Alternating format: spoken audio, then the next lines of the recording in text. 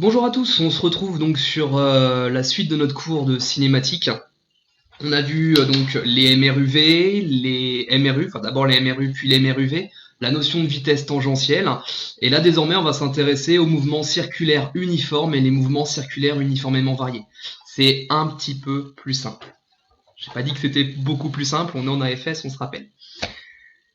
Les mouvements circulaires uniformes. D'abord avant les mouvements circulaires uniformément variés. Les mouvements circulaires uniformes MCU. On dit qu'un solide est un mouvement circulaire uniforme ou en rotation uniforme si un point de ce solide décrit une trajectoire circulaire. C'est pour ça qu'on a introduit juste avant la vitesse tangentielle. On dira que ce point a une vitesse angulaire constante, donc ça veut dire qu'on a une vitesse finalement. C'est de l'analogie avec les mouvements rectilignes uniformes. Vous voyez ? On a donc une vitesse, une fréquence de rotation régulière, qui est uniforme, qui est tout le temps la même, et l'accélération est nulle. Donc la vitesse est constante. Ici, la vitesse angulaire en radians par seconde est notée oméga, une vitesse constante. On parlera d'accélération centripète en mètres par seconde carré, à n, l'accélération centripète c'est égal à oméga carré, et on a également oméga carré fois r, autant pour moi, l'accélération centripète, et AN est égal à V carré sur R. On n'a pas d'accélération tangentielle AT lorsque la vitesse oméga est constante. On utilise toujours le temps en secondes. Voilà, bon, ce qu'il faut retenir, c'est qu'ici on a le cas de figure assez simple, par exemple, d'une meuleuse qui est lancée, et puis elle tourne à 1000 tours par minute, et on va avoir des questions du style, bah voilà, combien de tours elle aura fait en 10 minutes. Voilà. C'est un peu cette idée, c'est exactement ce qu'on avait avec les mouvements rectilignes uniformes. On pourra également s'intéresser aux notions ici d'angle. L'angle θ, à ne pas confondre avec oméga, oméga qui est une vitesse angulaire en radians par seconde. Ici, θ, c'est un angle qui est en radians. En fait, l'idée c'est de faire l'analogie avec ce qu'on avait avant. On avait E qui était égal à V fois T lorsqu'on était en MRU. E, c'était la distance. Bah là, c'est pas une distance puisque ça tourne autour d'un axe. Par contre, on obtient un angle θ, qui est égal à oméga, qui est toujours la vitesse, fois t. Donc on a une certaine forme d'analogie.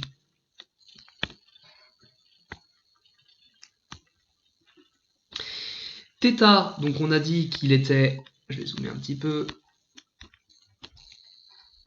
en radians, c'est un angle. Donc on peut convertir finalement en degrés. Oméga qui lui est en radians par seconde et t qui est en seconde. On a une nouvelle fois une formule qui est homogène comme on l'avait déjà vu.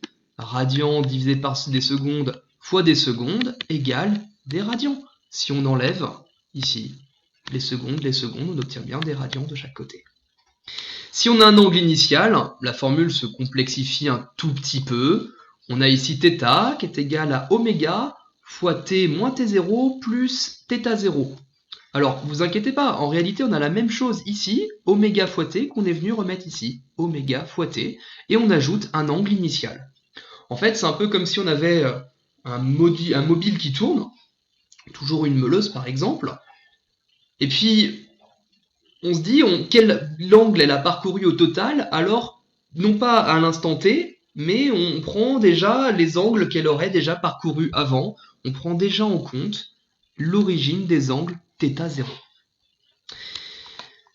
Cette formule-là, ce n'est pas une formule supplémentaire à apprendre, c'est exactement la même formule que θ est égal à oméga fois t. On l'a juste remise dans un autre sens, et on obtient ici oméga, c'est-à-dire la vitesse angulaire, t est égal à θ sur t, ça ressemble exactement à v égale d sur t.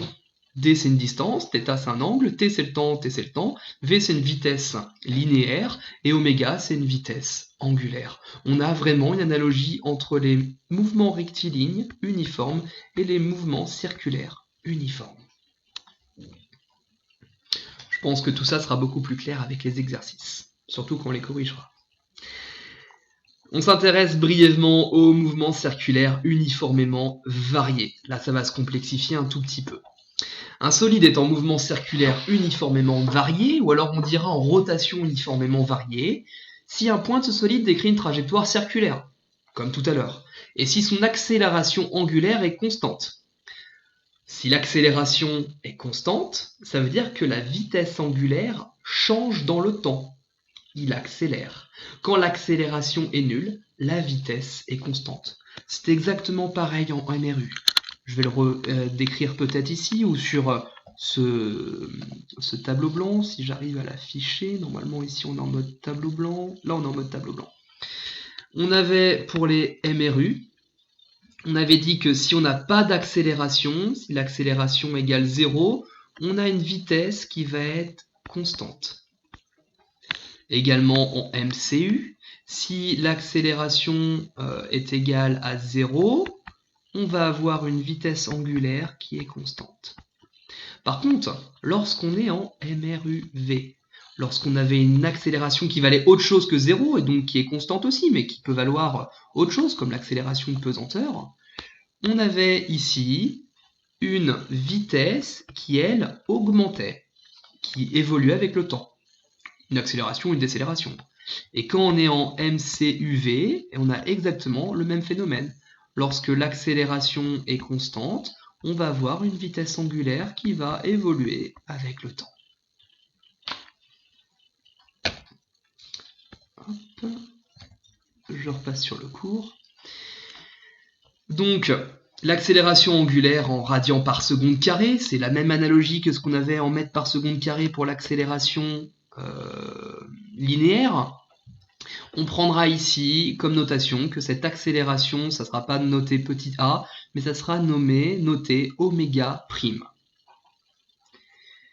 Le temps est toujours en secondes, et on dira que si oméga prime est supérieur à 0, on a un mouvement uniformément accéléré, et s'il est inférieur à 0, on a un mouvement uniformément décéléré. C'est toujours pareil que lorsqu'on avait ici petit a supérieur à 0, on avait une accélération, et petit a inférieur à 0, on avait une décélération en mouvement rectiligne uniformément varié. Toujours la même analogie. Les équations de mouvement sont un peu plus balèzes. Ici, l'angle de rotation balayé, θ en radians par seconde. Les formules sont en fait similaires à ce qu'on avait déjà vu en MRUV. Ici, on avait en MRUV une accélération qui valait 1/2 de AT carré. Et bien en fait, on a la même chose. On a ici 1/2 de oméga prime qui est l'accélération. Et ici, on a le t au carré. T moins t0 si on prend une origine des temps, mais t0 peut être égal à 0. Voilà. Là, c'est lorsqu'on a ici une origine des vitesses. On avait la dernière fois la vitesse qui était égale à... que je dise pas de bêtises.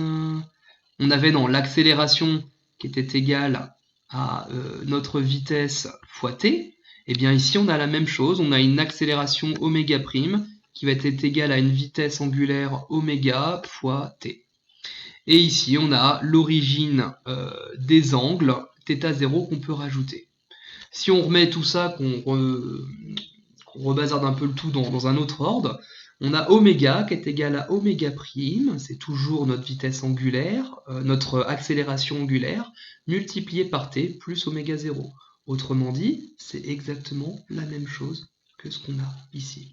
On a V qui est égal à A fois t. Du coup, ce que je vous ai mis là, c'est faux. Hop là, on efface ça. Clac.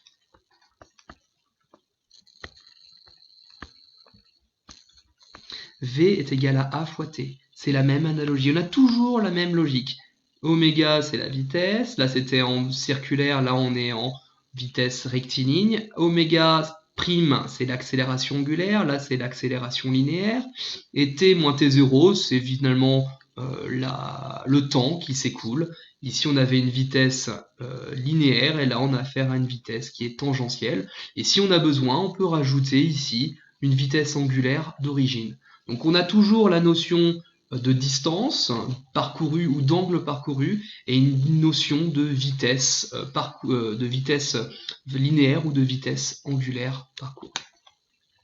Si je descends un petit peu, on a ici le petit tableau résumé avec toutes les formules et les analogies en face. Je vous laisse le temps de le prendre en compte. Et donc maintenant que vous avez ce cours au complet, il va vous être possible de faire les exercices également en mouvement circulaire uniforme et en mouvement circulaire uniformément varié. Alors vous inquiétez pas, on fera des classes virtuelles afin de pouvoir répondre complètement ensemble aux différentes questions et faire ces exercices ensemble. Ça sera beaucoup plus clair et beaucoup plus pratique et cohérent avec les exercices qu'on fera ensemble. Bon visionnage de cette vidéo et puis à bientôt.